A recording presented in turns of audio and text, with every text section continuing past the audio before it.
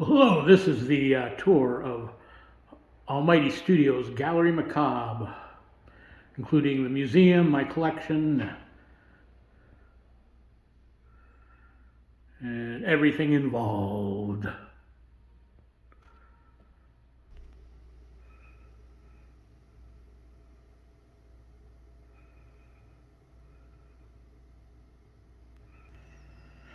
We'll start out with the infamous clown bathroom.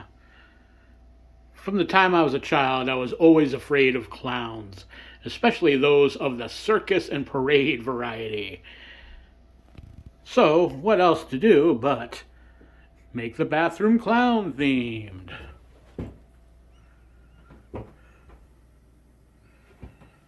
Never lonely when you're dropping a deuce in this bathroom.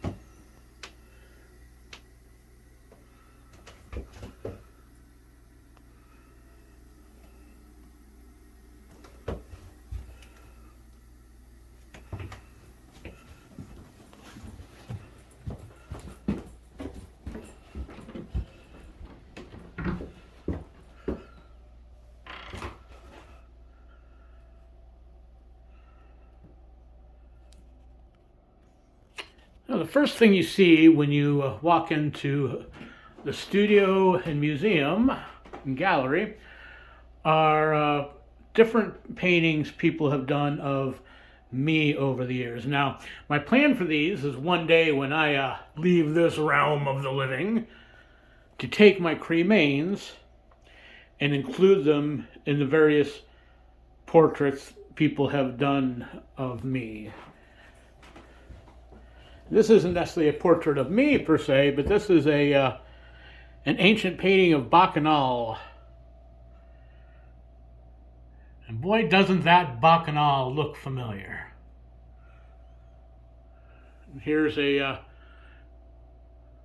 pencil rendition of yours truly done by the infamous Sammy Town of Fang when he was taking art classes years ago when I worked with him at Tiger's Blood Social Club. I think he did a pretty damn good job himself. It's one by Lou Rosconi of me as Gacy. One of Sean Kidd. He makes me look extra handsome. I appreciate this one. And then one I did of myself. And this one already has been done in my blood and includes my hair in it. So all it needs is one day some of my ashes.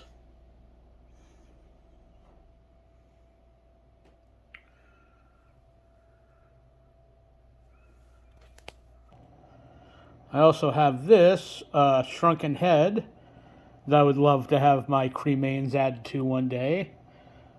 Done by the amazing Terry Barr, who does all the celebrity shrunken heads. Best known for the collection at Golden Tiki in Las Vegas. It's just filled with different celebrity shrunken heads that he's done. And I think he did pretty damn good. And here is my collection of Charles Manson artifacts. I actually dedicated the museum to the memory of Charles Manson, who was a friend that I used to talk to, and a lot of you know that I did a project including Charles Manson's cremains, and that's what I have left. So there's still a few art projects left. Now I did 6 separate paintings of blood paintings of Charlie Manson. Some of them using my blood, some of them using my blood mixed with John Michael Jones' blood. This is the first print of 4 of those paintings. And I did one, my first blood painting of Charlie sold to a guy in Europe. And that was done while Charlie was still alive. So I sent pictures of, or prints and pictures of the painting to Charlie himself. And so he actually got to see my blood paintings. Unfortunately, it was very close to his death, and I never heard what he thought of them. But the times I did talk to Charlie, he did like illustrations I did of him, and he and I were good friends in the 90s.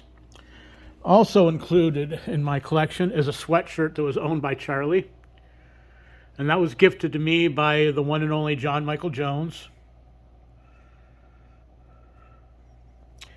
I have there's a Charlie autograph. I have a few of those that I'm not going to show now, but I'll show some of the ones I have on display, and also the pamphlet from his funeral, including the sheet that he was wrapped in.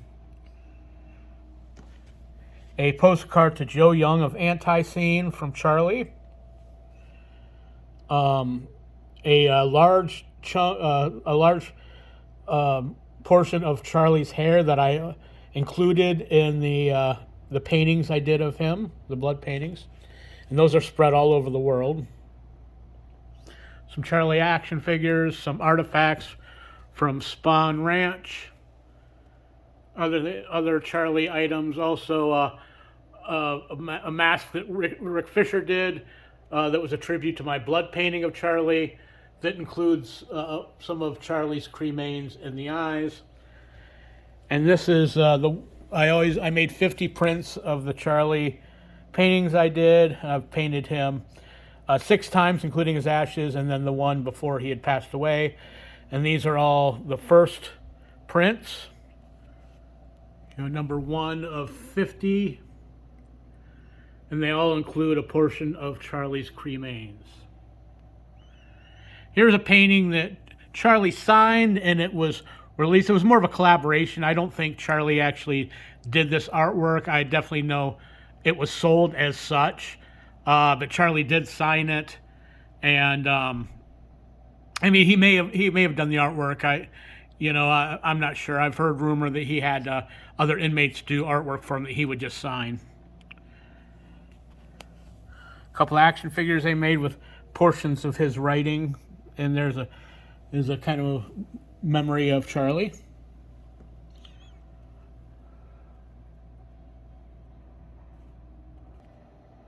And this is the shrunken head made by Terry Barr. TMZ did an article on this, and it got some press. And it has some of Charlie's ashes in the eyes, and some of my blood on the forehead. Now, the thing is, it's been very controversial that I use Charlie Manson's cremains in artwork. I do it as a tribute, and I do it as respect. In turn, I hope one day when I pass away, as I showed you those different pieces of artwork of me, I hope a portion of my ashes is used in artwork. I mean, I can't think of a more fitting tribute or memorial. These are what I have left of the human blood paintings that I did. One of Edgar Allan Poe, which was for a time hanging in the Poe House in Baltimore. Robert Ripley. One of Sharon Tate. I know that looks dark, but it was done not only using my blood, but dirt from Sharon Tate's grave. One of Mary Bell, the Child from Hell. And Jesse Pomeroy. Lucille Ball, who is from my hometown. Elizabeth Short, the Black Dahlia, one when she was very much alive, and one after she was no longer living. Rangda, a piece that I did when I was in Indonesia of the infamous witch god. I call this one Andy Warhol, a tribute to Andy Warhol. I did a film a few years back called Midnight, which is a remake of the John Russo film. He was involved in it, and I played a victim in that film, and I had everybody in the film sign the matting. You know, the people that were in the film, and that's a rendition of the character Mama, who was played by the very sweet Jean, the mask maker, and I painted that in my blood. And if you see that handprint on there, we took her blood and she put her handprint on top of the piece. One of George Carlin, a hero of mine. The Exploited Skull by Pusshead. I call that one My Bloody Pony. One of the death metal icons who committed suicide, and his suicide picture. This was on the back of a set of blood tarot cards that I did. A tribute to Kyra Shawn, who was a little girl in Night of the Living Dead.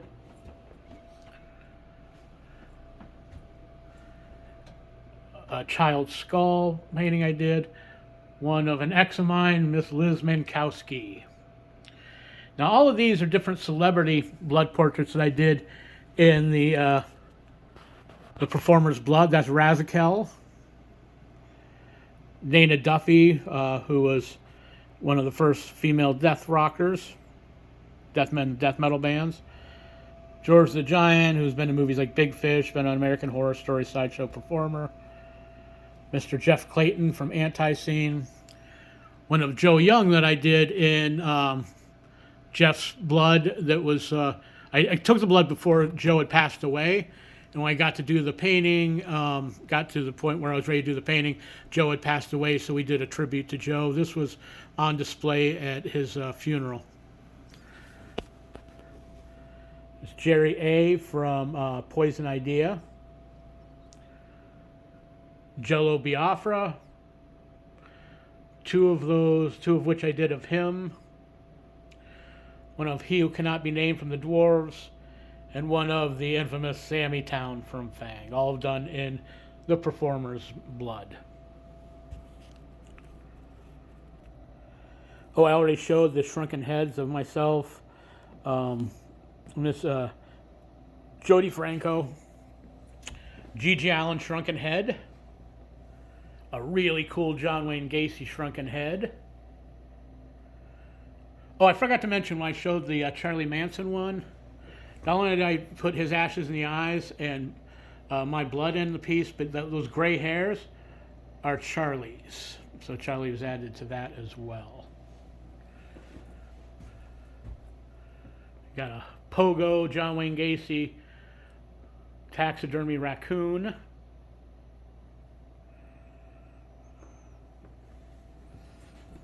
Different punk rock memorabilia. A 7-inch cover I did for Fang and a band called Bucket Flush. Another one I did for Sammy for his side project, a band called Cornelius Asperger and the Bi-Curious Unicorns. A print of Paul Booth's acid blotter paper. There's no acid on it, but and it's signed by Paul Booth. A painting, or I should say a charcoal drawing, done by Lux Interior of the Cramps when he was in art school, before he was known for being, forming the band The Cramps. I got this from his son, Misha. This also includes wedding pictures that, I don't know if you know this, but Lux Interior was married to someone before he was with Poison Ivy. And these are different items that had belonged to Lux Interior, including, ticket stub for the Yardbirds, postcards that he and his wife sent to family members. Back when he was Eric Perkaiser. Some more G.G. Allen stuff. I'm not going to show this because the back of it has nude pictures that a fan sent G.G.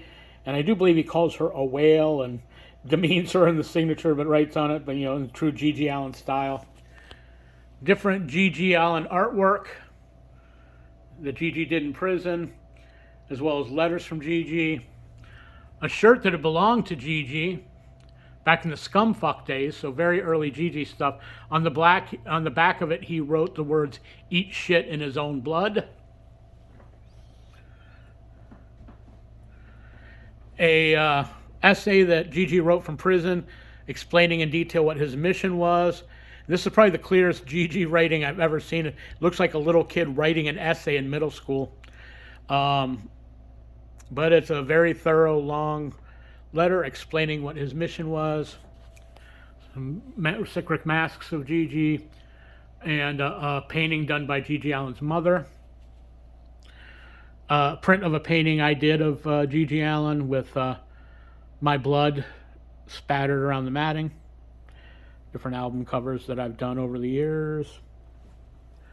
Some washboards by Anti-Scene. And a mask of Jeff Clayton. A painting of G.G. Allen by Lou Rusconi. And up here some Lance Laurie paintings. I'll now take you on a tour of my museum.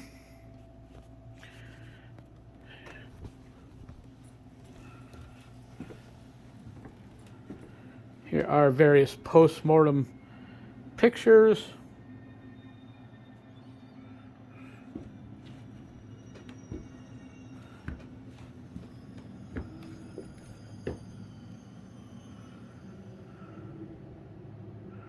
Different sideshow gaffs and displays for everybody's favorite auditoriums. A Victorian teacher's aid of acne on a neck. A paper mache mask I got from Obscura in New York City. This was also used as their title picture on advertisements for the show Oddities. And a super cool sideshow gaff called Lincoln's Last Log, or Abraham Lincoln's Last Bowel Movement. Below it's a piece of Abraham Lincoln's hair and his wife Mary Todd's hair. We have an Elvis hair here. A painting done by Cheetah, the chimpanzee in Tarzan. I have the documentation that goes with this too. A Frierson piece, mini elephant. Pancho Villa's trigger finger. Different one-of-a-kind sculptures of different malities that was in this Chinese book. I have the book that goes with these.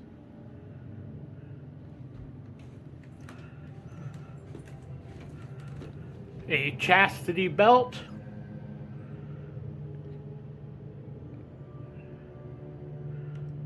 Tom Thumb's wedding announcement. Different items from mental institutions.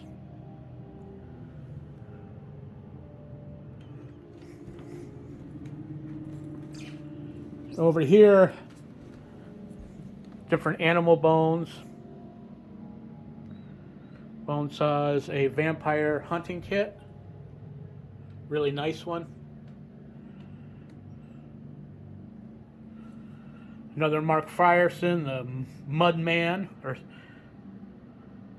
Moss Man, I should say.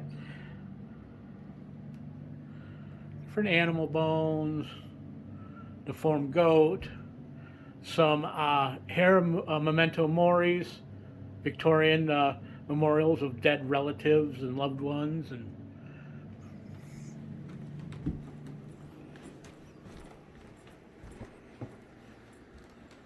really cool handmade display. A vampire baby heart.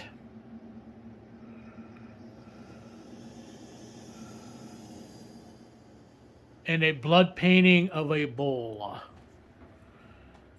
cool early antique gynecological table and the apothecary cabinet that goes with it.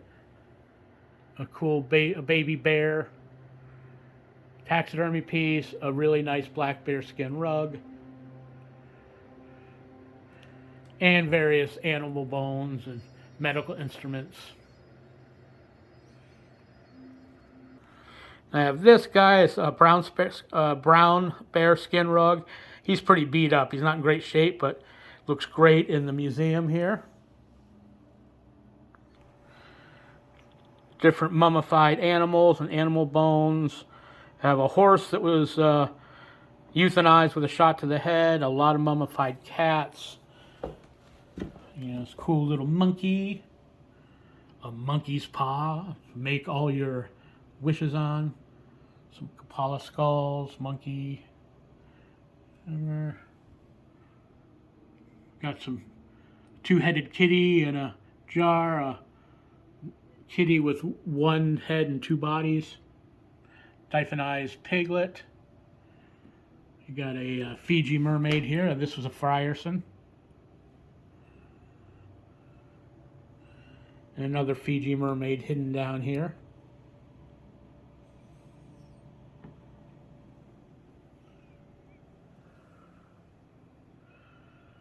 Hanging up in the rafters is a mummified deer head.